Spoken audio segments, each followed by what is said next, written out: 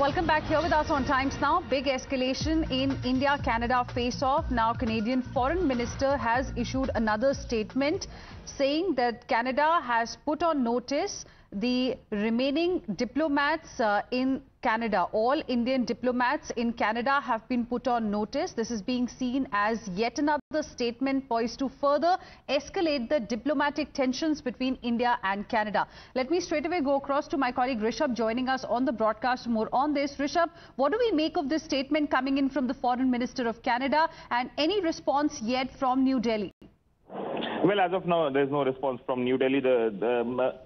The Foreign Minister of Canada has just made the statement at an event in Canada where she was asked that given that as per Canada, 6 of Indian diplomats have been expelled, whether the remaining will be expelled or not, to which the Foreign Minister of Canada, Melanie Joly, has said that and in a way warned that all the Indian diplomats are on notice, and any way where Canada feels that because of the Indian diplomats there is danger to Canadian citizens' life, they will be expelled, in a way escalating the situation further.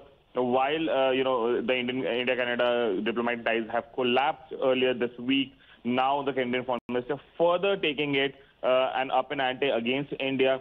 India has very categorically said that given that Canada do not have any proof against India and these wild allegations have been made, the reason the responsibility of India-Canada diplomatic ties nosediving is Justin Trudeau and his government's policy against India.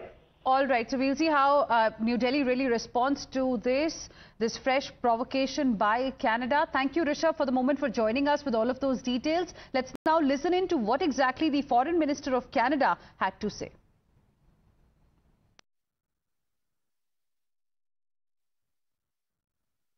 Well, there was definitely a threat, and that's exactly why the RCMP decided to take the extraordinary measure of making public the fact that Canadians were being intimidated, victim of extortion, or even receiving death threats because Indian agents or agents and diplomats from India were linked to these criminal actions.